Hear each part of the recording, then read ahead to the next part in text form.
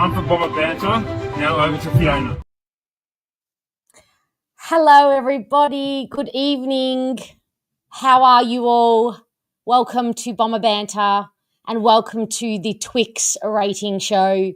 It is the debut of this show.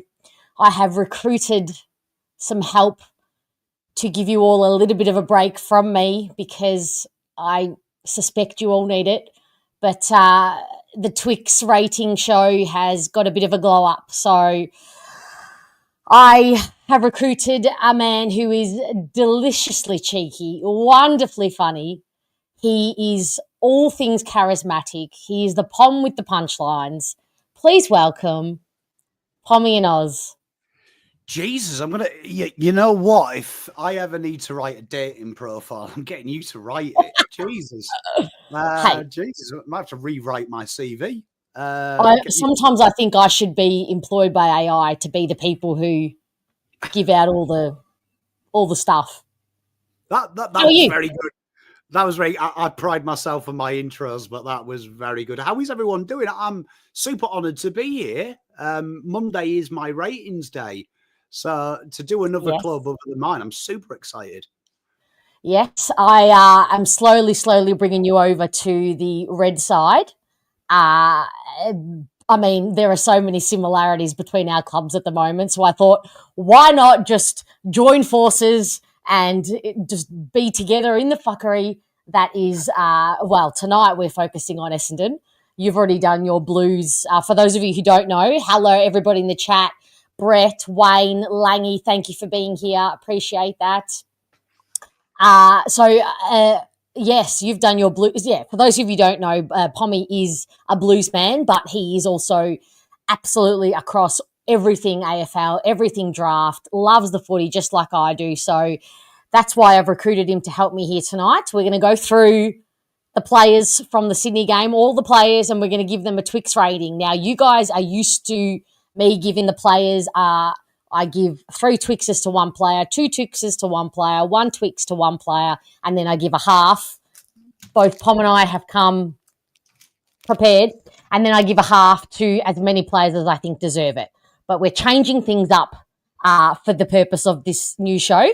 Now, obviously, keep in mind that the totals are going to be, we're starting from 0 because this is a new show at round 22. So call us crazy or call us whatever you like. But this is it's a nice little introduction, isn't it, Pom? For next year, we'll start fresh and we'll get everybody to give us their thoughts on who's going to be the King Twix at the end of the year. And then they'll receive a wonderful prize from us at the end of the year.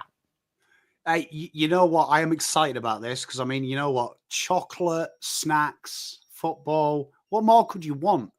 Like, genuinely, what more could you want? I mean, this is up there with when they had the idea of plying people with alcohol in a house called Big Brother, isn't it? This is revolutionary. Yeah, and, you know, in a world that's full of everyone doing the same thing and a little bit boring, you know, I thought let's shake shit up and have a bit of fun, right? So before I go through the Twix rules, the new rules, what's your favourite chocolate bar? Because obviously this show was born because I am obsessed with Twix. It is the king, queen, it is the goat of all chocolate bars in my eyes. But what is your chocolate of choice? Chocolate orientated. We will go with chocolate cinder toffee. What? Please explain. Please explain. Okay, so cinder toffee, what's the best way I can describe it?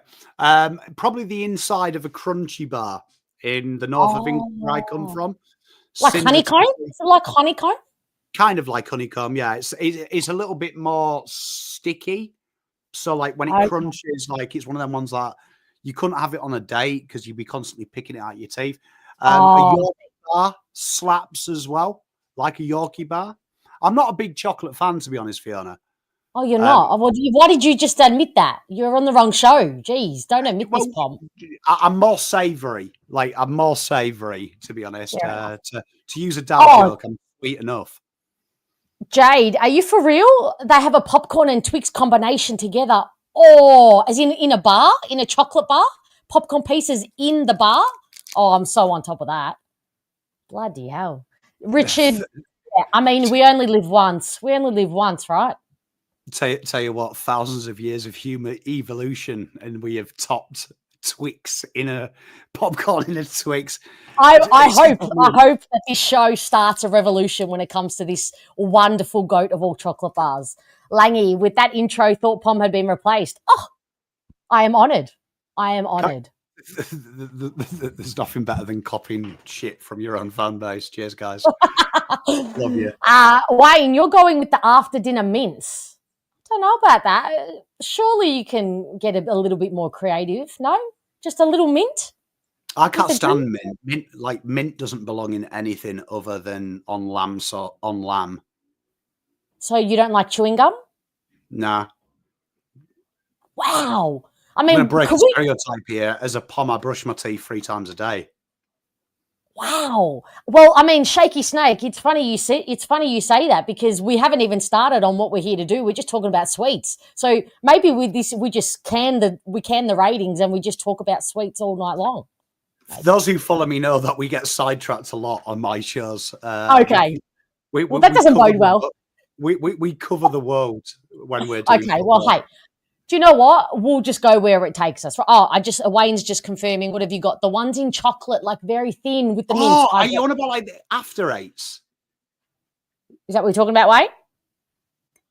Like if you ever go on a date with like an over 40, going back to when I was 18, 19, that's what we used to give you after dinner. Oh, okay. Yeah, Dennis agrees with you. Specific reference. Minties. Dennis agrees with you, but literally only minties. I agree. There we go. There we go, Pom. You were on the money. All right. Okay, are you ready? Pommy, are you ready for the Twix rules? Go. All right. Here's the Twix point system rules. She's wrote it down as well. Jesus. Good. So, number one, so the way this is going to work, every player is going to get a 5, 4, 3, 2, 1, half or 0. So just to clarify, Pom, no one can get like a 2.5 or anything. It's just a 5, 4, 3, 2, 1, and yes, a player can get 0. Right? The first thing you need to know about the Twix rules and how we award the points. Twix points do not get awarded based solely on disposals. To receive a Twix, a player must have displayed more than a high disposal number or glossy stat sheet. Number 3, Twix points value traits such as tackles, shepherds, unconditional attitudes, on-field leadership, and high energy. So that's just a little bit about, these are not just rating points or champion data points or blah, blah, blah. This is like the hard stuff, the stuff that the leaders value, and that's what we give Twix for. So when you're giving your points, just keep that in mind, all right? Yeah. Consider it done. No disposal talk from me. No disposal. Well, no. You can, but I just want you to keep in mind that if a player, because sometimes I give my points and I get feedback and comments from people saying, "Oh, but he had 29 disposals and 2 tackles," and I was like, "Yeah, but they were all, 20 of them were uncontested, and it didn't, it just didn't sit for me." So does that make sense? No. I feel you. Okay. I am down with this. I am down with this. It's vibes, and I'm all about vibes. Yeah, you get it. All right, so chat, just bear with me because this is like the show that I did with Felix a few months ago, the mid-season show. Oh, no, I think it was with Humi. Anyway, I can't remember, but when you're updating shit while it's on the screen, it's all a little bit complicated. So Pommy is going to be the filler here for when this predictably goes belly up for me. But here we go. We're going to start. All right, we're going to start with the forwards, Pom. I am looking forward to this. All right. All righty. Now, I know you watched the game closely. We're going to start with one of my personal favourites in the big ginger man, Peter Wright. How did you see his game against Sydney? Really bad. I feel really bad here because Peter Wright was the introduction, wasn't it? I know. I feel like wait. Sorry, I forgot to do something. Sorry. See, I've already stuffed up, but I'm supposed to say, and without further ado, it's time for the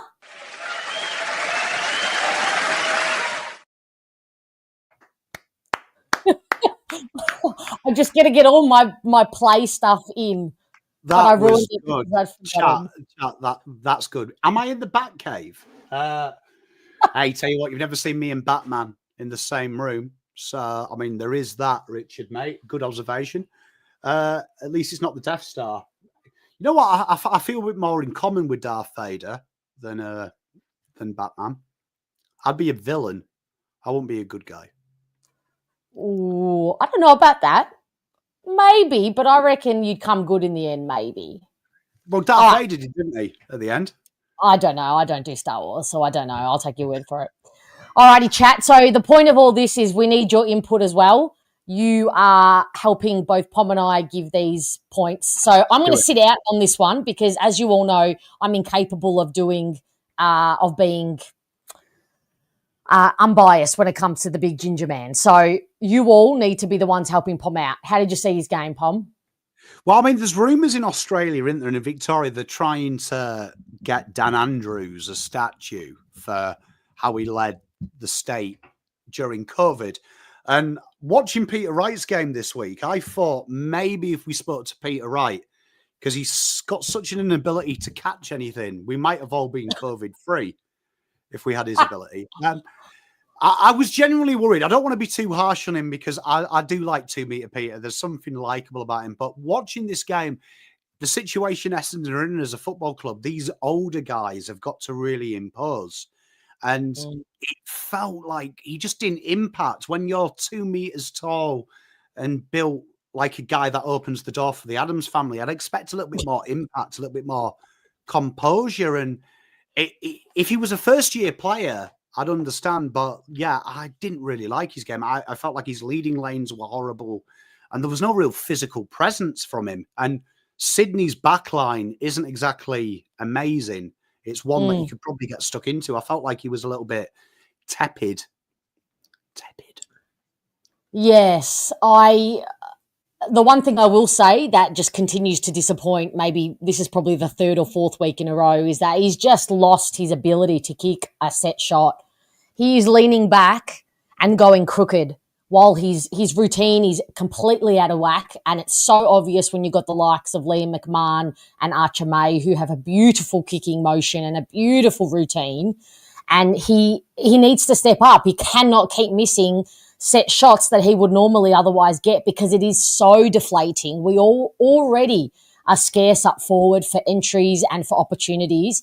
He is a leader down there and he needs to be taking those shots. So I don't know. I don't know what number you want to give him, but I'd be happy if you gave him less than 1. If not, maybe 0. You make the call because, again, cannot stay biased. You know what, Dennis Green, man after my own heart. If you make it rhyme, I've got time. No kicks, no Twix. Love it. No kicks, no Twix. Did he not get a kick? Is that what you're saying? No, it's talking just, about stats. I like the way that he said no kicks. Okay. So we're going 0? No chocolate. I'd give him 0. I'd give him nil point. Okay. All right. Now over to the next guy below him who is absolutely bringing me and has brought a lot of us fans this year, Pom, so much joy in Isaac Kako. He is just absolutely delicious below his knees. There were 2 instances where he just on the run got so low and you just wonder how someone has such a balanced, how he's so balanced below his knees. I know he's little, but you still got to scoop that ball and then effectively dispose of it. So I don't know. I don't know. I could give him any less than a 2. What do you reckon? Oh, I'm with you. There's something really annoying about your ability, Essendon Football Club, to have a small forward that you genuinely like. You had Anthony McDonald, Tipper Woody, and Isaac is similar mould. You just like him. There's something likable about him as well. But what really impresses me is you can tell a good player. I remember when I first came to this game and I remember watching Chris Judd and I had no idea what football was about, but I knew he was good at it, right? He was good at it. And as I've got older, I've realized it's having time. Isaac seems to have time where there isn't time. He seems to be able to buy himself that 1 minute of time almost out of nothing. Very calm for such a young man. He's got a bright future. Yeah, he's got to have a few Twixes, I think, Isaac. Just for if we're doing it on incidentals as well, he looked like he was playing in a winning team. He looked like he was trying to win the game. Yeah. And, keep in mind, this is his first year, Pom, and he's played every game and he is holding up beautifully. He never, even if he misses a tackle or two, he never drops his head. He'll go just as hard at the next contest. And keep in mind that we are lacking for leaders down there. No Langford, 2 metre Peters, doing the ruck work half the time. So I'm just truly impressed. What do you say to the people? Because I get this a lot with him. Essendon fans, some say, I want to see more from him. I want to see him kick a few more goals. I want to see him do more. I think that's a little bit unfair personally. What about you? I mean, he's a first-year small forward playing in a side that probably, if we're honest, doesn't get the ball inside 50 enough, which when you look at the top small forwards, they're playing for teams that are getting very good looks inside 50. Only West Coast, North and Richmond have less inside 50s than Essendon. So that needs to be borne in mind. Then you've also got to look at the type of players he's playing off. Like, he's playing off Peter Wright. Like, no offense to Peter Wright, but Peter Wright doesn't really bring the ball to ground as well. So, yeah, I think he probably could be better at times.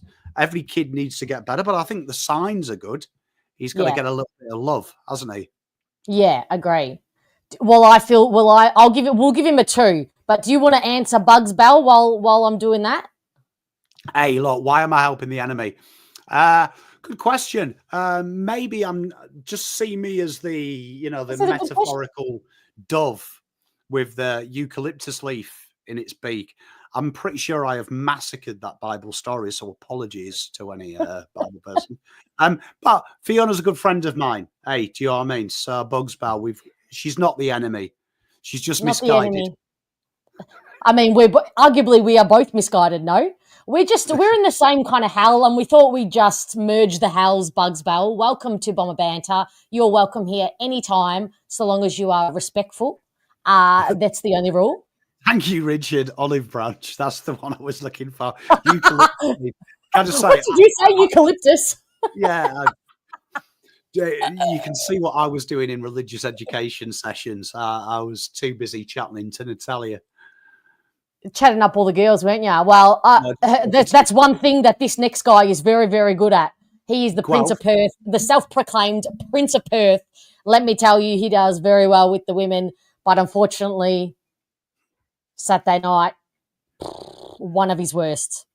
I text you about Guelphy.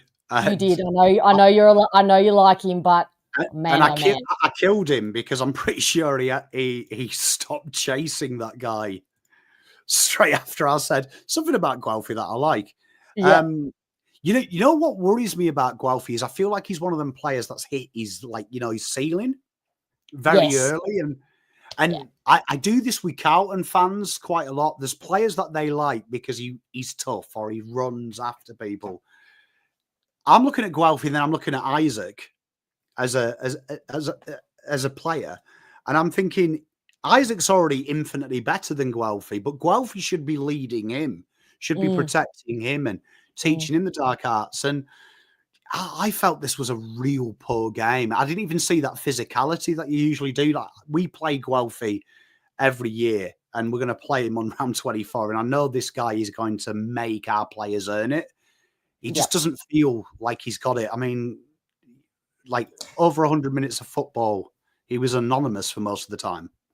Yeah, and look, he's limited, and I've come to be at peace with the fact that he's limited. But what he is good at, he is good if you give him a defensive role, if you give him a project player from the opposition to mind, to keep accountable, to show a bit of aggro too. He can get in their heads like he's done James Sicily, Lockie Whitfield, and a few others, and most recently Dale from the Bulldogs. But he just let the Lizard do whatever he wanted, and he was way off on his physicality. And when you're a limited football player, you have to be bringing those elements of your game 100% of the time, or else you're insignificant. And for me, it was a big 0 game. Yeah, Now, he was not his usual Guelphy self. So I mean, maybe he was plotting his way to Revolver if he's good with the girls. yeah, he's. I mean, they were in Sydney, but yes, the equivalent of Revolver in Sydney. Now, Oscar Rebs never closes in Sydney. No, he would have got back in time if he'd got the plane. Oh, yeah, true. Red eye. Yep, gotcha. All right, everyone. Oscar Smart. He's a bit of a hard one to gauge because he came on as the sub for Liam McMahon. I believe it was about the third quarter. He's a bit of a hard one because I didn't really notice him. So I don't know how to rate him, Pom. I think that's a 0. It definitely is a 0. You know what I always do get worried about, though? I'm a big Pom advocate of this stat. Meters gained is one of my favourite stats contextually. Got to use it contextually. Okay. Got to use it contextually. But to have negative 9 meters gained from your long touch is never good. Is never good. Only in golf should we see a negative and get excited. So unfair to do it. He worries me, Oscar Smart, because he's so good in the VFL. Yeah. And he's got so much freedom, and I haven't seen that in the AFL. It's almost like he hasn't got that role in the AFL. Yeah. Yeah. Look, he's had limited opportunity, and our team as a whole and our forward line is probably not the way to get the best out of you at the moment. But I don't know. Would you give him a 6-month contract? Because he's only got the 6-month contract for this year. Keeping in mind that we've got Adam Swede coming in and Alachka coming in this draft. Guelphy's got a contract for next year. Kako's there. Gresham will probably try and maybe move on. I don't know. But do you need a 4th or 5th kind of small forward on the list? So should we get a 6? Genuinely think he'll be at risk. I like him, but I feel like that Essendon have kept a lot of tosh on the list, and you've probably got an opportunity with some good NGAs coming through that he might just be at that level. I think time is running out for Oscar. I do like him, though. There's something about him I like, but long term, look, he's got 3 more games to not set the world alight, but to really fight for a contract, basically. That's where he's at. Pom, a very important question. Negative from Felix. Will be after this, though. When we finish this, I will be in a nice bubble bath. So I can send you pictures if you want. All happy. All right. On that note, let's move on to Liam McMahon, a guy you are very familiar with, having captained your VFL side, the Carlton VFL side. This was probably the first game that I thought he didn't really get a look in. Again, keeping in mind that our forward entries are absolutely putrid and probably worse than putrid. What's worse than putrid, people? So he obviously got subbed out. He was ineffectual. I think that's another 0. Geez, our forwards are not getting any love and probably... You know what? This was a game that I was actually surprised they subbed him off. And I think just over Peter Wright. And I think Peter Wright obviously stayed on purely for his ruck craft. Because Macca's great strength, trust me, watching lots of him in the VFL, this guy lives off shit ball entries. So this is the game that I was thinking... If you need a couple of goals, Macca might just pull them out of his backside. Okay. But my issue with McMahon, I was a big fan of him in the VFL. I was quite negative on him coming into the AFL for Carlton because I just don't think he'll ever get past Harry and Charlie. Mm-hmm. This is the kind of game because I feel like Macca can go anonymous. Like his work rate outside of kicking goals, which I know is a big thing for a key forward. But I feel like it's a little bit lacking. And this is the game that where you watch Macca, he didn't really body anyone. He doesn't make the dummy leads. He doesn't play anyone in behind him. That's probably where he gets found wanting. I was gutted though he went off because it was a nice story seeing him kick 2 goals every week. Yeah, let's just hope he plays in a couple of weeks' time, hey, Pom, and kicks a nice little bag. I've already called it. I've already called it because I was against him in the mid-season draft. I was like, no, I've said that. You watch round 24 and he kicks 8. He needs to do this now. We need to make this happen. Yes. Hello, Muzzy. How are you? How you going, Muzz? Hope you've recovered from your time. Felix just is getting the cheeky. Is going to ask for the cheeky FaceTime. Okay. Hey, in the mate. bath. Face will be the last thing you see, mate. All right. Now, this guy polarizes Essendon supporters. I think generally we think he's been pretty under par for the entire year. However, last week and this week, he's had little stints in the midfield because we have, safe to say, nobody to put through there. And I quite think he's shown a little bit of something. The thing is with old Jade Gresham, in a good team, he's like a little cherry on or a little bit of, maybe not the cherry, maybe a little bit of extra piping around the centre. But when the team is going very poorly, he can be very, very conditional with his effort, and that shits me no end. But I think he gets a cheeky half. Am I being a bit too kind to him? I think you might be. Because in my notes here, I've got we're getting his little brother, Tyson Gresham. Okay.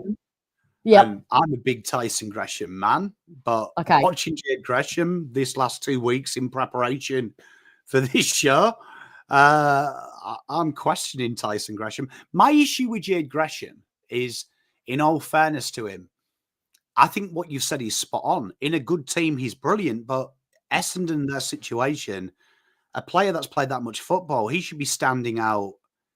He should be getting a 5 Twix every week. And I don't see it. I look at Jade Gresham and I wonder why Zach Johnson's not playing. Watching him in the VFL, I feel like Zach Johnson can do exactly what Gresham's doing today, but will get better.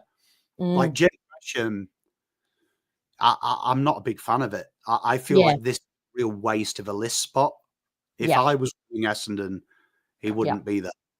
I had such high hopes. I really did. The St Kilda fans tried to tell us, and I wasn't buying what they were selling when it came to Jade. I had really high hopes, but it's more especially, story of our lives, really. But it's more the, I am so big on those, the traits that were in the Twix rule, basically, the hard stuff, the unconditional stuff. And, Dennis, as you say, the lack of leadership when he should be the one down there. He should be the one attached to Kako and saying, mate, you got this. You're absolutely flying, when he needs to do better. He's a bit, all right, we're leaving him on 0. Now, this next guy, there are a lot of people who are trading him this offseason. I'm not there yet. I'm not on the trade, Archie Perkins. I still have a little bit of faith.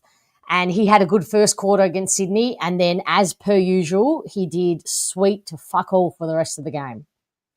So he's a 0 for me. What do you think? The Perk dog. I'm with you. You lot, in the draft, I'm sure Felix will remember, there was a big chat that Perkins didn't want to leave Victoria. And that always worries me when there's that rumour. 18 years old and you have the opportunity to live your dream. It worries me. The thing with Perkins is it's almost like he's Gresham 2.0. When it's on his terms, he wants to do it. But in my opinion, when you're a top 10 pick, you've got to take it. You've got to go out there and try and take the game on. I feel like Perkins will play within himself. I don't see him give enough, and he does worry. I'd agree with the general consensus. I look at him versus Kako, and I see a total different endeavour and hunger, and it is quite worrying. Perkins kind of flirts with it. Yeah.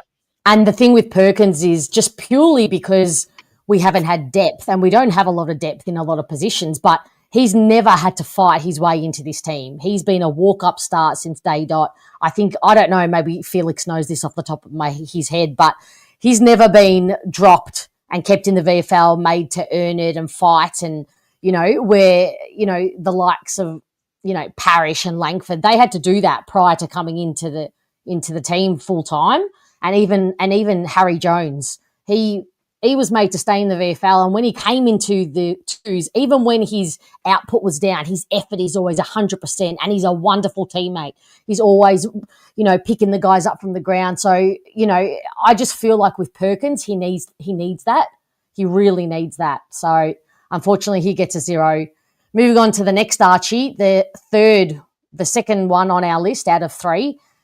He started in the back line. What did you think of his foray in the back line for the first time? Do feel for your tall guys because they flirted up and back, haven't they? It's because you've got genuinely no actual key backman there. I do like, there's something about Archie May that I like. I like the story of Archie May. I like a Victorian kid pissing off interstate just to try and get picked up in the AFL. He plays like the game owes him something, as opposed to he's owed something because of who he is. I really do like Archie May. It wasn't quite his game, but I did like the fact that he never gave up. He got beaten a few times.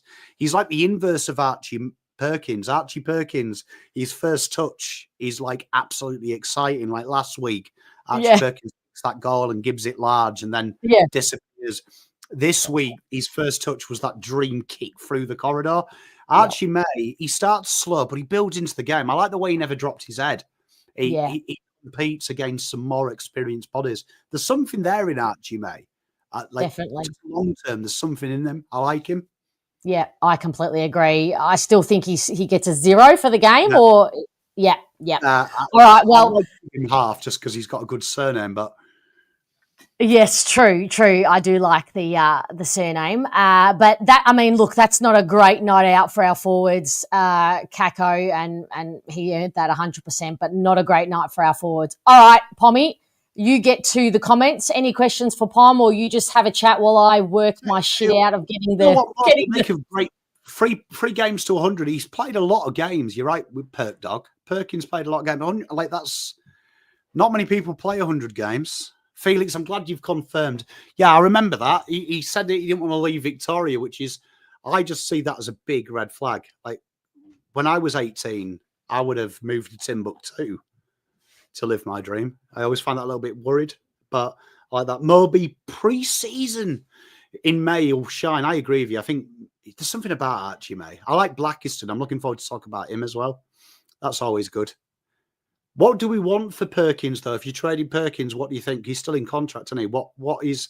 Someone will tell you what, Carlton are looking for a small forward that can float through the mid. Can't wait for that. Don't do it. Oh, Felix, O'Farrell was my boy. I did make a big call in my drafts content that O'Farrell was the best key defender in the draft last year, and I can't believe he's done an AC. I need to stop complimenting players. I might be a curse. Might be me. Oh, he did get an 18-month contract. Good call, Richard. I forgot about that. He did. He did. That's good. And a $14.99 donation from Mariella DG. Loving this, Fiona and Pom. I love that. Thank you. She'll buy a lot of Twixes with that. $15 will get that box of Twix. Hey, give us never enough Twix. In this climate, I might only get 2 though. In this climate, jeez. Hey, Joanne, tracksuit looks fire. Paul, you're right, mate. Cheers, thanks very much. Gotta do it. Bomber fanatic Pete is asking for Brett. He's asked 4 times. Brett, please reply to young Bomber fanatic Pete. Okay. It's like dating in year 11. He's just saying it. But Essendon fans, well, Fiona's doing whatever she's doing. Oh my God, this is so complicated. I honestly hate this shit. Sorry, guys. I'll get there in one quick hot second. Yeah, you take your time. You take time. You got all the time in the world. What is your dream realistic acquisition? So we've just done the forwards. We've given the forwards a little bit of love or a little bit of condemnation. Who's your dream realistic acquisition? That's your challenge from Uncle Pom. All right. Oh, here we are. Right. These are good to talk about. Now we're getting into the good stuff, because I tell you what, and we're starting with a bang, Pom. This one he gets every Twix I have in my house right now, and every Twix that has ever been graced this earth, and he probably is going to get that amount of Twix for the rest of his career because I am running out of superlatives for this kid. Humble brag time. If you go back to Archie Roberts' draft, Yes. I did a video and said that he is everything the AFL ignore because he's the most consistent man in his draft. And AFL recruiters ignore anyone who's very good at kicking, never makes a mistake, but he hasn't got that sex appeal. He just does his job. But when you're an adult in the AFL, all we crave is a consistent player. But in the draft, if you're just consistent, no one cares. Like we want to see something. Archie Roberts honestly makes me smile, and I'm a Carlton fan, so I watch him play. Just makes me happy. He plays like a 300 gamer. Yes. He's got tricks as well. He's not scared to take players on. And when he makes a mistake, I think the biggest thing he does when he makes a mistake, it's the right mistake, and he'll take the kick on again. He'll do it again. And that is a huge trait. And I like the fact as well, there was a few times he got stuck into Papley, and he got stuck into them bigger bodies. He protected his troops. Future leader of your football club, Archie Roberts. I'm on record saying this. He is, I know it's a lot to ask for a young'un, but he'd be right up there next in line for vice captain because he's everything. He encapsulates what the Twix Awards are about. He's every bit, and he's so balanced. And, you know, The Solution, my good mate, The Solution, who I do the Fiona's forecast with, he likened him on the weekend. He's got that Wanganeme about him, the balance. And in that Sydney game, there was 3 times where he was in a pack of Sydney players, and all of a sudden they just paused. They paused for a hot second as if they weren't going to touch him, and that is Pendlebury-like. No one makes time stop like Pendlebury, and Archie Roberts did it on more than 1 occasion, more than 2 occasions. And as Dennis says, look at this, still only 19, and I tell you what, the ceiling is he could play anywhere. I think he could excel anywhere, except ruck, obviously. Well, I mean, I won't put it past him. He seems to be able to do it now. Look, I always say this. When you look at a draftee, if he takes his draft photo and it looks like his mum's combed his fringe, sign him. Because it means he's got no arrogance, no ego. Yeah. He's just about the football. And I like Archie. Like, what a footballer. Very, very solid footballer. He needs the ball in his hands a bit more, I think. Yep. He's, you know, we all know that he's tough. He's the first one to a biff, Pom. He doesn't care. He doesn't care how many years you've been in the AFL. If it's Pendlebury, and if Pendlebury's doing something wrong, he will get in his face. He does not care, and I love it. Yeah, I agree with Wayne. Need a little bit more Archies in the team. Yes. Yeah. Yep.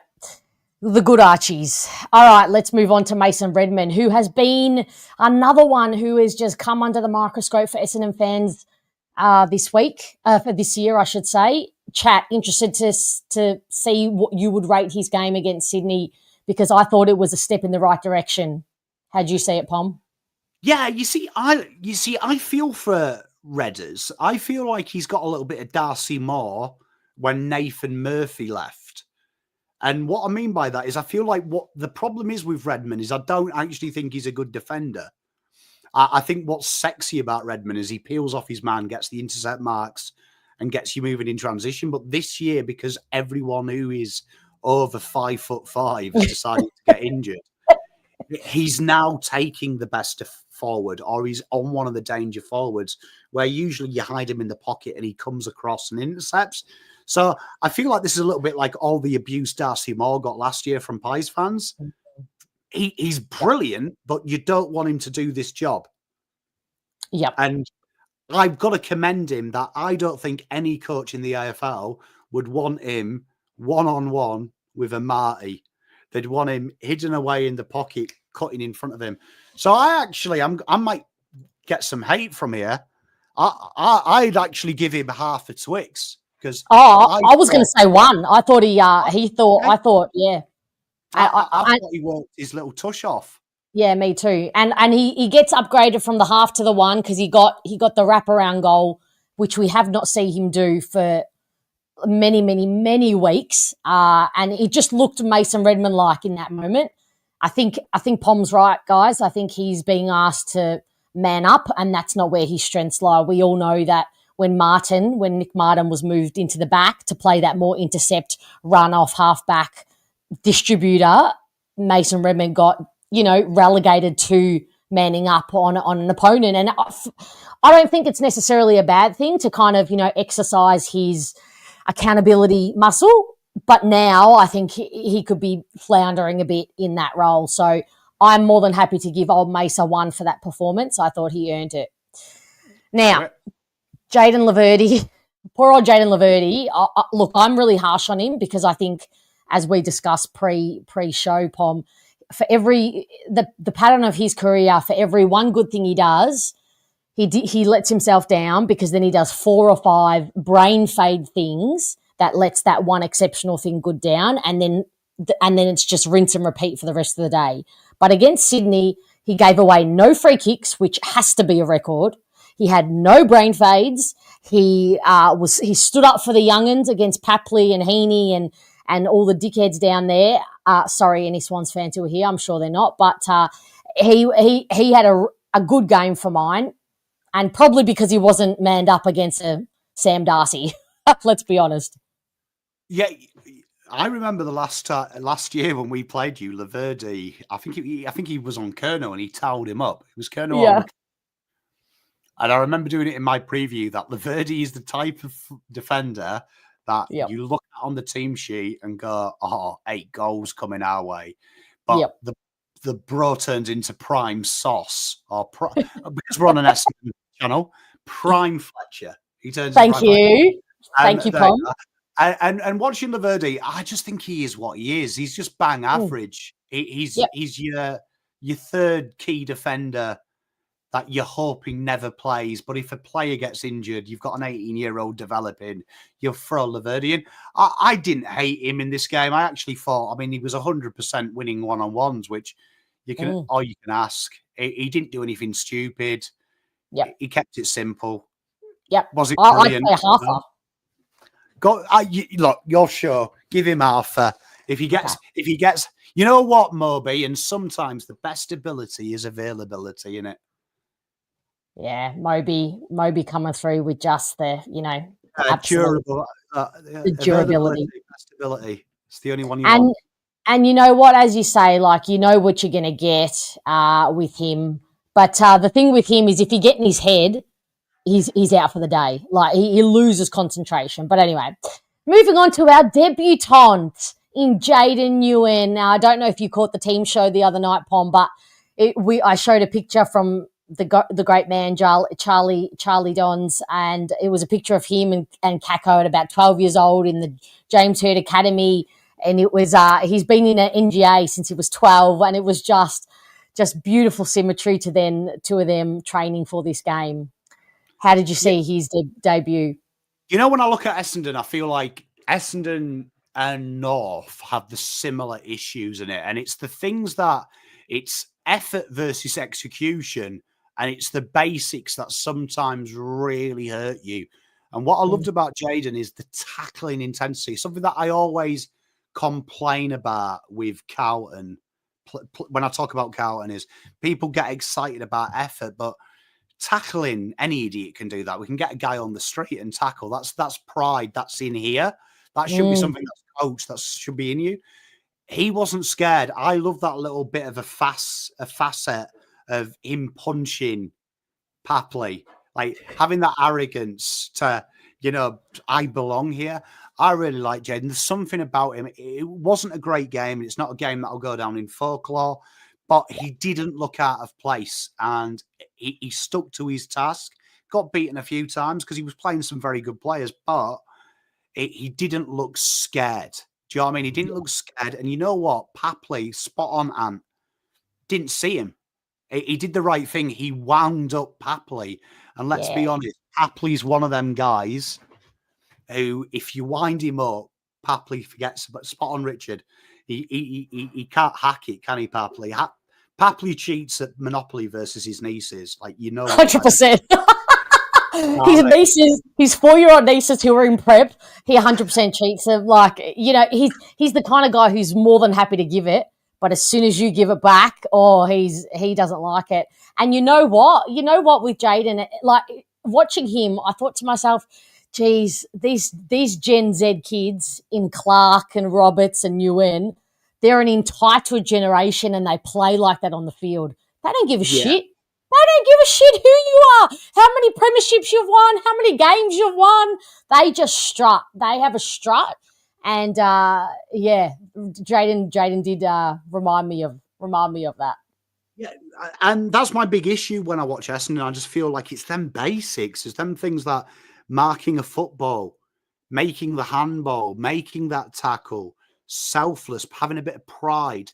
And Jaden, you can see, like, I didn't see the picture, but I know he comes from the NGA. I know he's a lifelong Bomber man. You see he plays with that intent and that respect and pride that he's doing something bigger than him. So I loved his game. For Twixes, if we're going by the vote system, I think we have to give him 3 votes because he did all the incidentals. We loved it. So he gets a 3? Okay. He made me happy. Great. And I'm good on you. He made me smile. That's a big wrap for your debut. Well done, Jaden. All right, now, how much do you know about old Jackson Pryor? He has come on. He had a really shaky start in the red and black, Pom. His game, notably against Adelaide, was shocking. I feared for his future, but he has impressed me this past month or so. I never thought he'd be the guy who would put his body on the line in multiple contests. I never thought he'd be the guy who'd punch and not worry that two opposition bodies are coming his way. But he has turned into this tough, courageous defender. I'm liking his attitude, and I was on the D-list bus for him, but he has dragged me over that line, and I'd be happy to see him get a contract for next year. How have you seen his last month? Yeah, he's one of them fascinating players, isn't he? Because I remember last year there was a lot of talk about, obviously, in the AFL, we're such a stupid sport, aren't we? Oh, he comes from a Premiership team, he might be delisted, but Premiership experience, this will make us good. But I look at Jackson, I think where he was this week is what you recruited him for. It's a standard. It's a standard. Yeah. And he did the basics well, and that's probably the big thing that kills Essendon at the minute, just getting them basics right, and that's what you want from him. I'm a big fan of Jackson. I like it. It cost you nothing. It was a pre-season pick, wasn't it? So, I'd imagine he's on minimum chips. He would be, yeah. I like Jackson because, like, at the end of the day, if your draftees get better than Jackson, they're AFL level. That's a huge dub. So yeah, and again, he's one of those guys, a bit like Guelphy, limited. But if you're doing what you are good at well, consistently, you have a spot in this team. If you are someone who your teammates can rely on to put the body on the line, that is worth for this exercise Twixes. How many, if any, are we giving Jackson, Pom? Are we giving him half? Yeah, let's give him half, eh? Let's give the Pryor dog half.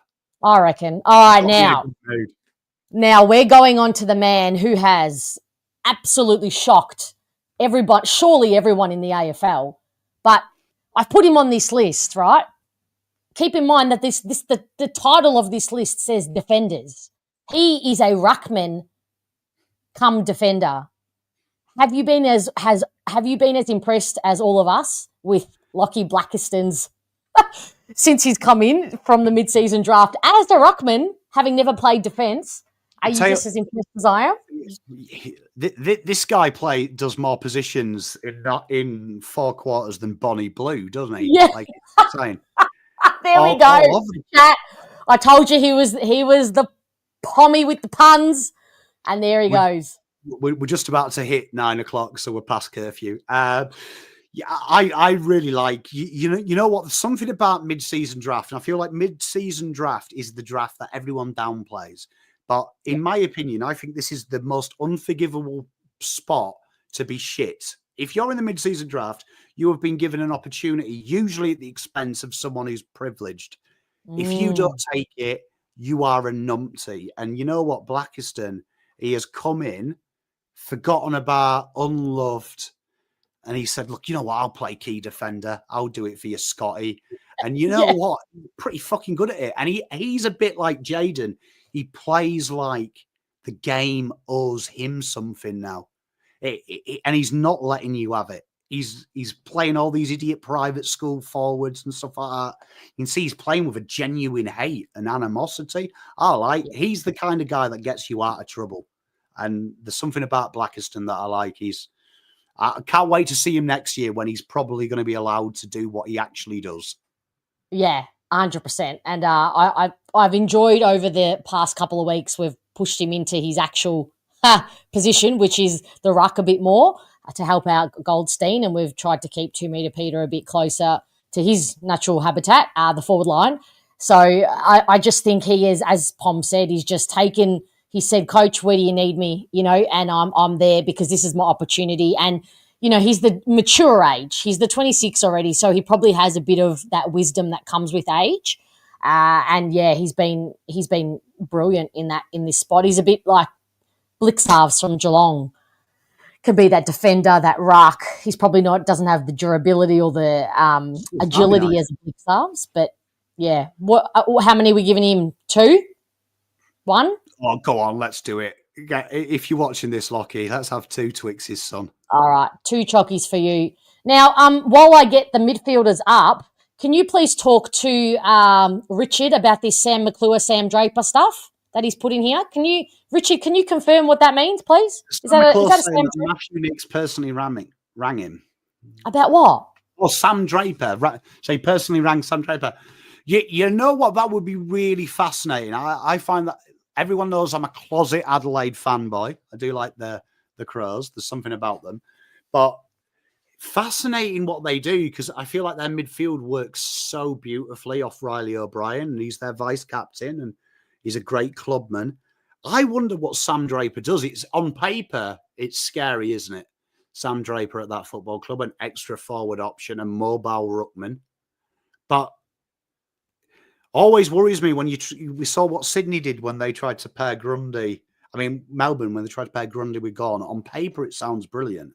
Sometimes you can rock the apple cart. I hope Draper stays, because I feel like Draper could get you out of a lot of trouble, and be interesting how you sell it. I feel like Essendon needs to sell that to Sam Draper, that you could go home. Yeah, you can get mummy's cooking. That'll be great. Grouse. You can go to the pub you always wanted to do. But you somehow get Essendon back into finals. You'll die a hero. Adelaide, you're just another name. You're just another name. Yeah, you're never going to be up there with Godra and players like that. But Essendon, you stay. You turn down the big bucks. You'll be a hero. You'll 100%. Die a hero. And you know what? Somebody, I did a video on him, and there was a wonderful, very, very smart comment that I didn't even put in my pros and cons in that video. But someone said, knowing Draper, Adelaide and Brisbane are going to be boring for him. He loves the limelight. He loves the culture of Melbourne. He froths it. So I don't know. I reckon he would love being the guy, as you say, to be the main man, to take us to that next level. So, and everything that comes with it. A big fan of Draper. I do like it. There's something about it. He's a cheeky chap, isn't he? He's definitely a guy that when like his nan was asleep on the couch, he'd flick her ear or something like. Or he's throwing popcorn to get it in her mouth, you know, because she's. Yeah, I mean, he's a bit of a dickhead, isn't he? Yeah, he's the perfect uncle. You know, he teaches his nieces and nephews to swear. Yeah, he's a big galoof. That's what he is. He makes me laugh, and I'll miss, if he does go, I'll miss the laughter. But anyway, let's get to his part of the ground, and it is the mids and the ruck. Let's start with our old Capitano, who is battling a little bit mentally, in my opinion. He's carried the load like your guy, your man, old Cripper. He's got sore shoulders, and I feel mentally this year it's all become a tiny bit too much for him, and I feel like he has the weight of the world on his shoulders. It's probably been his worst year in terms of his kicking ability. He started pretty well, but his kicking has been off all year. How'd you see his game against Sydney, Pom? You know what? Seeing him line up at full forward as if he's like Audi Jordan Dawson was a weird one. But I remember a couple of years ago. Do you remember when there was that horrible expose where they showed him jogging and not Yep. making the tackle? Since Yep. then, I can't think of a footballer who was improved out of this world come there, because when you go back to that Merritt footage, it's quite damning. Everyone got their bee in their bonnet. Useless captain, doesn't care. He's the reason Essendon are rubbish. I look at Zach Merritt and I think the Cripper correlation is pretty fair. He does care. Like, I watched Merritt and he's Mr. Essendon, isn't he? You can see genuinely means something to him. He's definitely playing hurt. I didn't mind his game. I thought he worked hard. That midfield at Sydney, don't let the ladder deceive you. It's a top four midfield on its day. And James Jordan was on him all day. That's why he pushed himself forward, because James Jordan was wearing him. So I don't mind that part of it. I think, at this point, what can it hurt really? But you're right. The Sydney mids are quality, elite. Yeah, and I still think he found ways to impact, like the 6 score involvements. Like, I mean, that's got to be surely top of my head. That'd be the most in your team. And he copped a tag. Yes. Like, he found a way to have an influence. I like Zach Merritt. I don't think I ever watch an Essendon game and think Zach Merritt is one of the worst on the ground. I think he's always in the top 5. Yeah, for sure. So does that? What are the Twix? What are we giving him, if any? You know what? I'm going to give him half a Twix for being a leader and removing himself out of the midfield. Yep. And handing it over to Durham. Hey, what do you say about this, Pommy? Langy's suggestion here. Draper at the Blues. Mate, stop teasing me. Can you imagine that? What if you give us TDK? What if you give us TDK and we'll give you Draper? Who says no? Essendon or Blues? He's commonly known that I'm not a big fan of TDK. I'm not Team TDK. So I'd probably do it because I'd rather, I mean, has Moby described Sam Draper, the Labrador doofus? I'd rather have that. Tell you what, Draper, I hope Draper stays. Like, I feel like he's what Essendon very much need. You can't buy charisma. You can't buy personality. Every dressing room needs personality, and he's got a bit of personality. Yeah. All right, now moving on to a guy. I'd be interested to know what you thought of this guy in the draft. Now, it was widely known that Ben Hobbs was the slider and that Essendon got an absolute beauty. He slid down, I think it was... He did? Yeah, I'm pretty sure that I can't exactly remember the number he went at, but it was wildly agreed upon in the industry that he was a slider. Safe to say, through opportunity, he has never had a really long stint playing his best football in his most preferred position. He's been up forward, half forward, small forward, whilst having cameos in the midfield, deep inside the midfield where he is best known. Yep, Scotty coming through as always. Touted top 5 went pick 13. That's exactly right. Yeah. So how have you seen his evolution? What did you think of him during his draft year? And how do you think we need to move him on, because he is out of contract? Full caveat. If you watch my draft content, I hate inside balls. I don't like them. I don't understand them. I know that sounds hypocritical. I've got the best one in the league, Patrick Cripps. You do. But what I'm saying is the game in the last 5 years has dramatically shifted. So Patrick Cripps is the outlier. That's the old school one. The big hard man wins ball, gives it to other players. And Cripps has managed to make a career out of it. But you look at the modern day ones, Tom Green, they do something else. Matt Rowell's added goal kicking and his diverse impact. My issue with Ben Hobbs is sees ball, get ball. But he doesn't have that POD. He doesn't have that great footy IQ. He kicks like Stephen Hawking at times. And that is an issue. That is an issue. So my thing is, I don't like seeing it. I feel like you look at, it's very easy to find a Sam Berry. Sam Berry is a guy that I really like. A hard guy that has something else, though. He can do something else, but he can be a dickhead when he needs to be. He can win that tough ball. Just feel like Ben Hobbs, he hasn't got anything other than he sees ball, gets ball. And this is the problem with another one of our, literally a top 5 pick, used a pick 5 on him in Elijah Sardis. They are both just too one-dimensional and cannot elevate themselves in another position where they're having an impact. That's the one thing that Archie Perkins has going for him. He can be that midfielder. He can be that classy midfielder, but he's also very apt up forward. He just needs to put it all together and get out of his head. Ben Hobbs and Elijah Sardis are probably too one-dimensional for the AFL, Pom. You know, the big thing I've got as well is I've wrote in my notes here, I've just gone through it. 2 of them free kicks as well, that they're moronic. Like, you just don't see them anywhere else. Like, and they're game killers because the 2 came when you had the momentum, when you got a bit of ascendancy. And that kills you as well. If you're the on-baller, you need to be winning them free kicks, not giving the ball back. So I agree with lunchtime catch-up. Yes, this is something I say all the time, right? About key forwards and big guys. Yeah, they look amazing when they're playing 16-year-old, 17-year-old kids. But you try being Johnny Big Bollocks against a 30-year-old man. Like, you say about Jason Horne-Francis, he was a risk early because he can bully kids. You saw him in his first year at North. Jack Silvani bullied him. And Jack Silvani's not particularly tough. So now he's a big boy. He can be. It takes a while. And when your only game is physicality, not great. Yeah. Sorry, Benny, but you absolutely get a 0 for this game.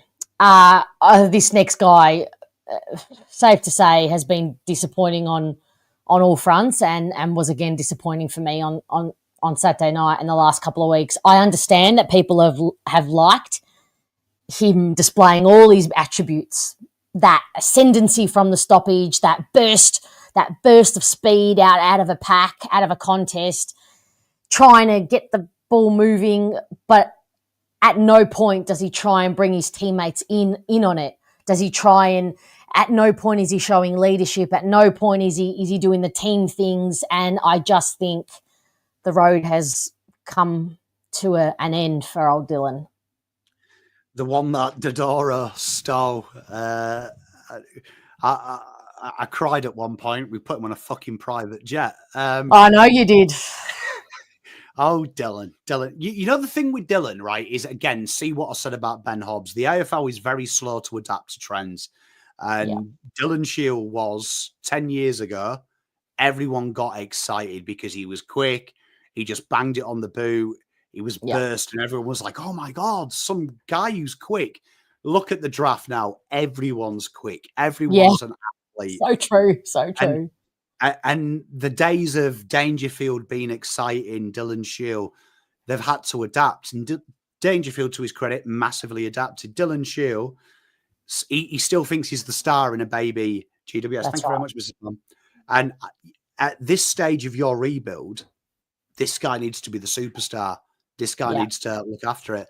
And Dylan Shield is about Dylan Shield, not Essendon Football Club. I've always said, Pom, Dylan Shield would make the most amazing tennis player because it is you need to be a bit of a narcissist. You need to be a bit self-reliant. And I just don't know that he in this rebuilding team, he should be, I always talk about what legacy do you want to leave if you can't leave the game with a premiership? Well, help out Zach Merritt, help him carry the load in lifting these kids up and holding the team above water at the moment, and he just doesn't do it. And it's really disappointing, to be honest, but unfortunately that's where we're at.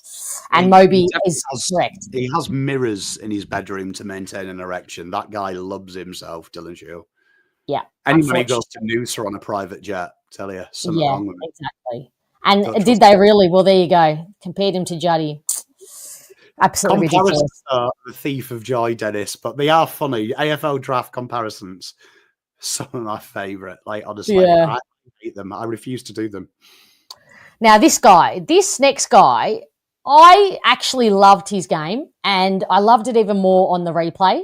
I thought the one thing that shits me and will forever shits me, the longer that he does it, it'll shit me forever more, is that he has no thought.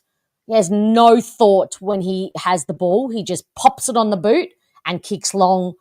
No thought whatsoever. But he's in and under work, and his handballing was brilliant. He was in the midfield and has been for the past couple of weeks, Pom. I thought he had a really good game. How'd you see it? You know what worries me about this? I don't know if this is true, but when I was doing a bit of research for this show, Yeah. is he the only number one pick in Essendon history? No. Is that Can't be. Can't be. I mean, now you're really, I don't know if Felix is here, but surely. that's what my sources and my research tells me. But Well, I trust you. We only go back to 1990 because we don't count anything before that because it was pretend. But okay, well, if that's the case, yeah. But you know what? He's fascinating about Andy, right? And what I'm going to stick up for him. All right, Dennis, there you go. He is everywhere. He plays everywhere. I feel like he comes from a draft class that particularly wasn't good. And it is a very complicated draft class, that, because there was a huge transitional shift into big body or be quick. And it kind of was like a hybrid. And the next two drafts that year were very complex with how players develop. So I feel for him. I think Andy is just, if he was a pick 20, everyone would be stoked. So true. So true. Facts. Yeah, do you know what I mean? But because he's pick 1, why is he not Nick Dacos 2.0? Why is he not XYZ? McCluggage. It's everyone's like, oh, look at McCluggage, who was pick 2, and look how he's the best kick inside 50 in the comp. And we have Andy McGrath. It is not Andy McGrath's fault he got picked 1. Do you know what I mean? I think he does what he says on the tin. You know what? His leadership I rate above Dylan Shields, above Peter Wright, all the other guys we've mentioned, because I think he fills a hole. I agree with Adam there. I feel like he's kicked, but that is the era of time that the kicking was for territory. You go back through them drafts, everyone just bombed the ball 30 meters forward pressure. Seek out, and now Michael Voss obsessed with forward pressure and no kick accuracy. He thinks we're back in 1982. But that is it with Andy. But I feel like if you use him in the right way, like you did this week, he can be a conduit. You just don't want him driving the ball into 150. So I like Andy. Conduit is such a good word for him. Conduit is such a perfect word and role for him. Nailed it. I like him. I like him. I don't think he's brilliant, but I think he's very solid. And you want them guys around him. Like, I'd rather have him in the midfield than Ben Hobbs and Dylan Shield all day. Yeah, I agree. I do. I really do agree. Is 2 being too generous, or are we giving him a 1? Well, we can't do 1.5, can we? No. Chat, help us out. Help us out. Is it a 2 or a 1 for Andy, please? I think. Hey, look, that's partly why, mate. It's partly why. Dave G, I have a rule. You're not allowed to talk about a flag if legally you can sleep with it and not do time. So you think. Oh, my God. Do you know what I mean? Do you know what I mean? So, like, if it's over 18, it doesn't count. 2, 2, 1, 2. Oh, I like Dave. Dave's on the same wavelength as me. Adam, 1. Oh, you're evening it. You're balancing yourselves out, chat. Looks like 2. Looks like 2. I'll be honest. 2. 2's okay. 1. Look, I'm pretty happy with 2, personally. I think he was good. On the replay, you really noticed it. Yeah. Maddie is going 1, Moby 2. All right, 2 it is, done. All right, let's go to old mate Xavier Duursma, who has been very good for us since he's come. I believe I'm giving this fact and stat to the Don the Stat boys on their pod, that if he plays the rest of the games this year, Pom, it will be his the year that he's played the most games in his career. So that will be a big win for him. He is playing sore, so keep that in mind. Keep it in mind that if we didn't have 365 guys on our injury list, he probably would be rested. So he is playing a little bit sore for the team. How'd you see his game? Whenever I watch this gentleman play for you guys, and when I watched him at Port Adelaide, I remember when Port drafted Butters and Rosie and Dersma, and I always thought this could be the sexiest trio ever drafted, because I thought long term these guys are going to be on the ball together. They're all going to take different paths to it. And he started out on the wing, and he did that stupid celebration that he does. I've been waiting for it. I look at him and I look at how beautiful. Get on board the arrow. Come on, Palm. It's because he plays for you. Look, I would probably have it tattooed on myself if he played for me. If we win the premiership, I will get a bow and arrow tattoo with him. She said it now. So we'll lock her in. You know, when I look at Xavier Dersma, I feel like he's wasted playing where he is. I look at your midfield makeup and I feel like you need to give him midfield minutes. Get him in there, get him in and under, get him running out the ball. I feel like I want the ball in his hands a bit more. He's got that dynamism. Okay. So I watch him and I think he's all the talent in the world. I know he's playing hurt. You've said he's playing hurt. Played a lot of games. I feel like I want to see Xavier now take this responsibility, because I think he's what Dylan Shield should have been. Give him the opportunity, because any idiot can play the wing. Are you saying he's outside class, or are you seeing him as that inside? I think spurts through the middle. Like everyone's he's doing that outside mid, so he's the one who receives it and then you distributes it, or is he spurt him through, get him on there, get him in there, get him in the guts, pinch it, have that point of difference, cause a bit of problems, because he's got something. And I feel like that's something. When I look at your midfield, reminds me of Magnolia Paint. I mean, you're going to have to. I love your analogies and I love your puns, but you're going to have to explain that one to me. Well, you're a girl, so you're better with colours than me. But you know, the Magnolia Paint. Everyone's auntie has Magnolia in their living room. It's just a little bit bland in it, and she's got she's got a rug on the wall, and she bores you with a trip to Bali with your uncle, and your uncle hates her. Do you know what I mean? But it's just real bland. But I want a little bit of pizzazz. Give me some lime and some mauve. Yeah, his position is probably a bit vanilla at the moment, and you could see in him, Pom, that he could do it with his eyes closed. He's almost doing it on muscle memory alone, and he could probably go to that next level. He's probably got it in him, so not a bad shout. But I reckon I'm giving him a 0 for the game. Yeah, 0. Yeah. I feel like he can do more. Yeah, I agree. Great comment, Eddie Screen. Yeah, elite runner, good overhead. He's got physicality. He's got a little bit of sex appeal on him. Bit of je ne sais quoi. Yeah. Hey, Adam, I would get it on my inner foot. So just below or just next to the inside of your ankle, but on the foot. All right, coming to this next guy who definitely is getting Twix. It's just about how many. He was brilliant again. I thought he had one of his better games this year. I thought it was a consistent 4-quarter performance from him. We know what he does best. We know he puts his body on the line. He doesn't think twice about that. But what I liked from him is his intent to be defensively accountable. He was running off. He was doing the best he could to watch the Sydney mids. At some point, he was running with Heaney. Then he was running with Warner. He even had a run with against Goulden at times, and I thought he gave it his all, and he was really something I don't often always see from him is that defensive accountability. I know he goes in and hard at a contest to really try and get that ball, but I just loved his defensive work. A good northern county is Durham, so he plays like his county name. He's tough, hard at it. I always say he's Timu Cripps. So see what I said about these hard inside midfielders. He's got something else as well, Sam Durham. He runs hard both ways. He's got that chase. He's got that selflessness. He plays people in. He you know, something that annoys me about big players, and Sam Durham does it in abundance as well. He shepherds in that centre bounce.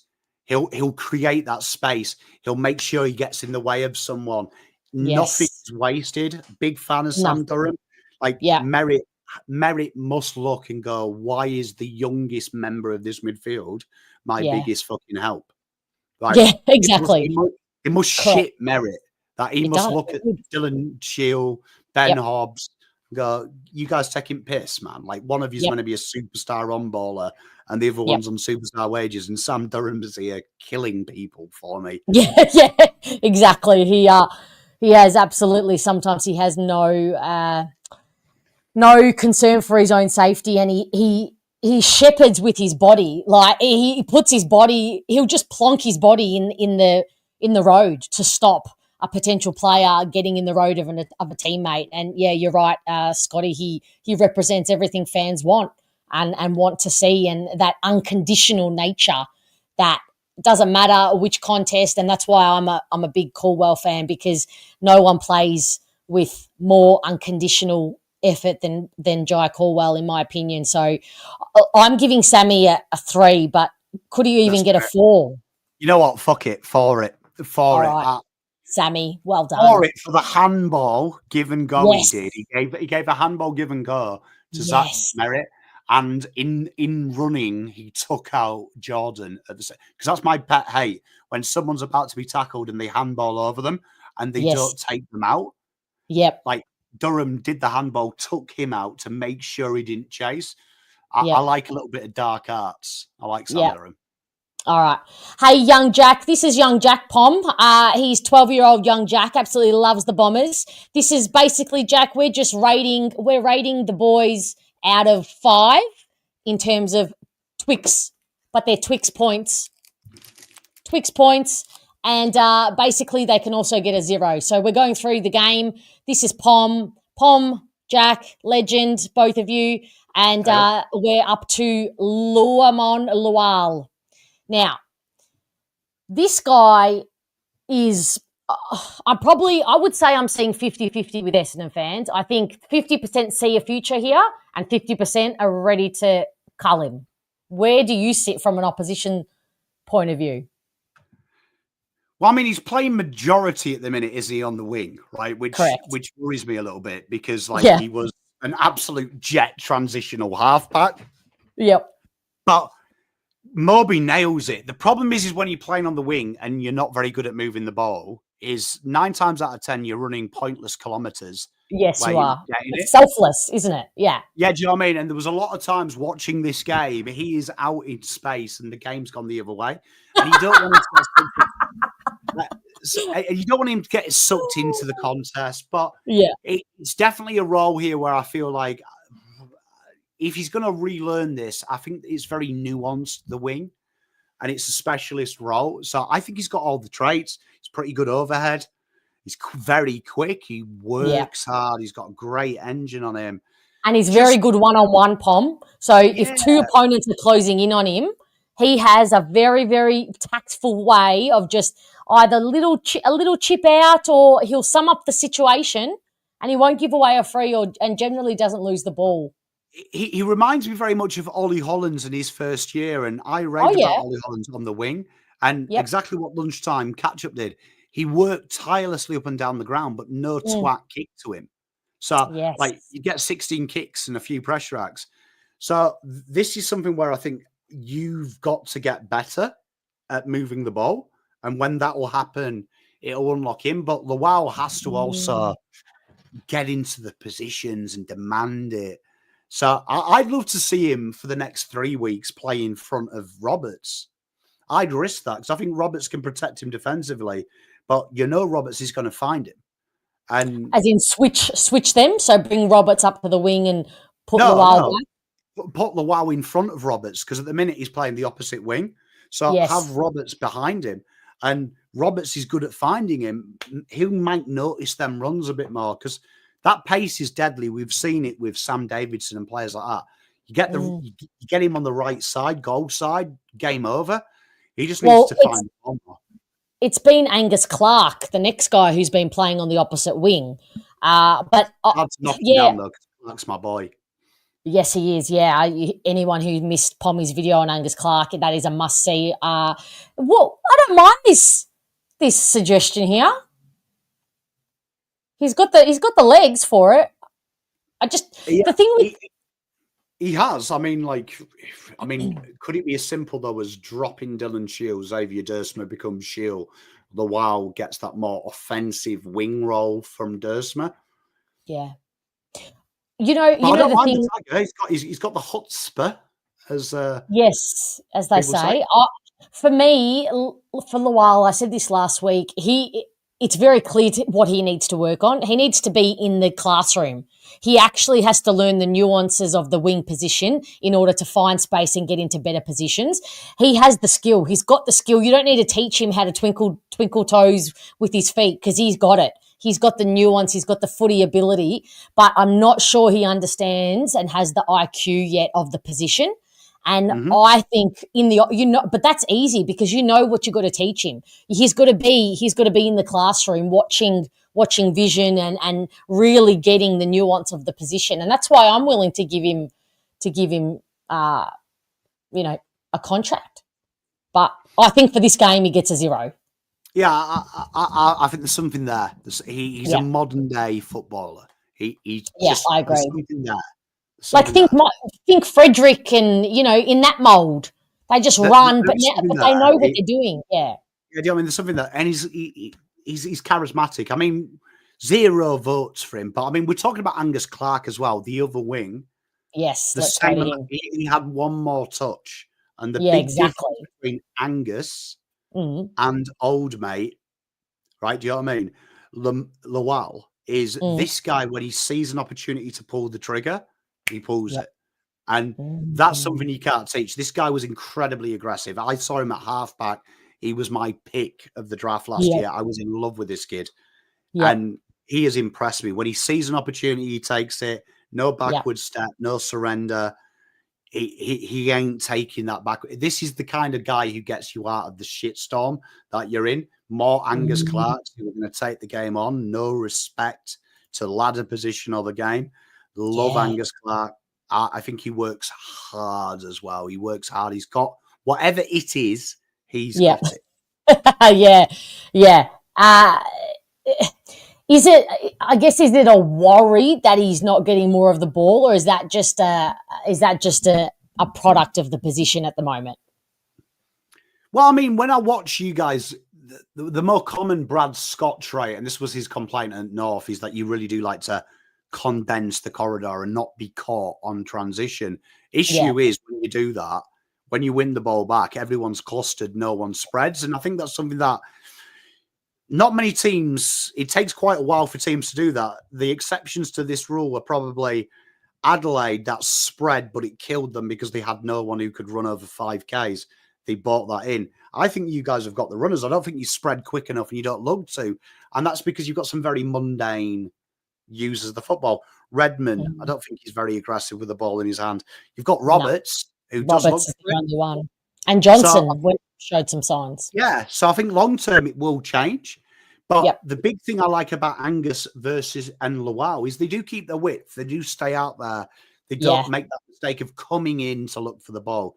So I feel like as your transition game develops, Angus Clark has the ability to be a top level wingman because he's got that aggressive nous, and that's hard to teach. I like him. Yeah, very excited. You are one of many Carlton people who I knew last year were absolutely on him and wanted Carlton to take him. So I'm really excited about Angus, and I just love the cloth that he comes from. He's got again another one. He is the first to a biff in Papley's face, in Grundy's face. Just does not take a step back. Does he get anything for his game, or was it not quite Twix level? I'm giving him half a Twix because I like a man that looks like he'll throw the first punch. So, but he also looks like he could be eating candy for dinner or something. Like he's got that baby face. So still a baby.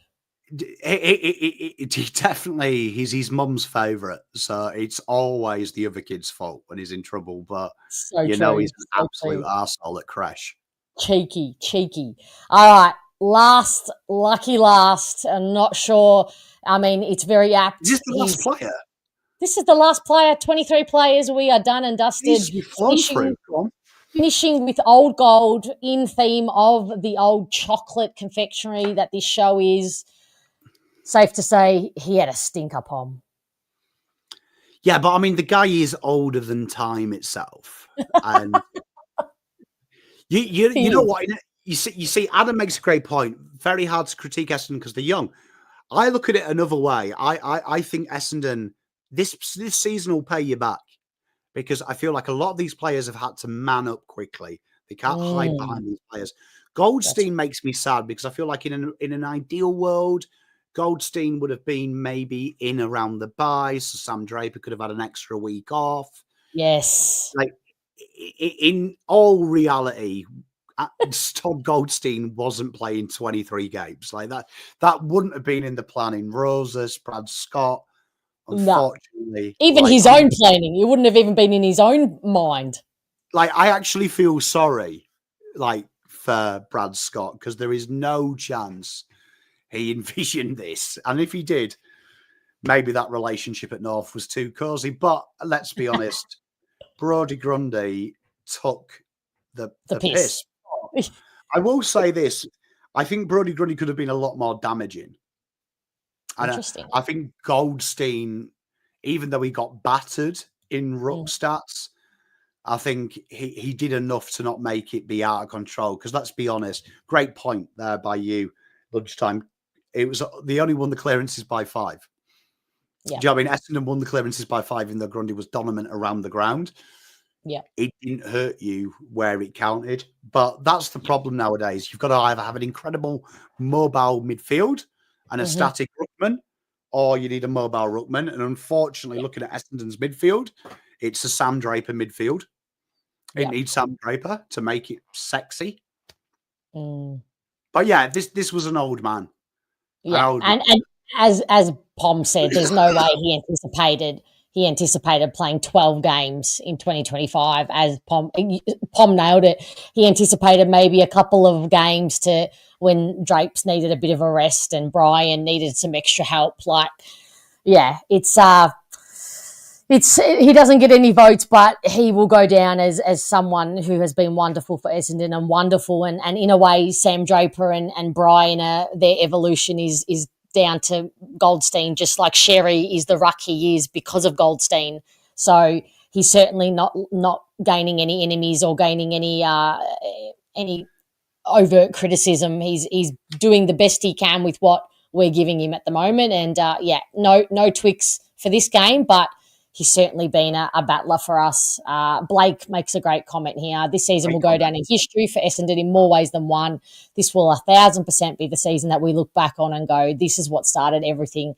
Keep playing the youth. Fuck Blake. I mean, mic drop. I can't drop this mic, as I said, but I'll drop the pen. That's a pen drop. Well done. Love it, Blake. Bravo. That's the spirit, Blake. Get around it, mate. No. We love it. We're going to need that sentiment. Maybe I should screenshot this comment because we go down the highway to Geelong this Friday night, Pom, and it's not going to be fun at all. So maybe we should remember that. Geelong, Jesus. Lots of big ears in Geelong, so a worrying place. But it's not going to be fun, but that ends. Are you going, Fiona? I will not be going. There is absolutely, you cannot pay me to go. No, I'm not going because I just won't get back in time to be the therapy that Essendon fans are going to be need for the fan cam. So no, I will be watching from home, and it's going to take everything I have to not switch it off. But I will be watching. Yes, you say you'll be in a pub somewhere eating hot chips. I will have my face in either an Uber Eats body amount worth of hot chips, or I will be at the pub inhaling a plate of hot chips. At the pub on the weekend, I just had 2 serves of hot chips.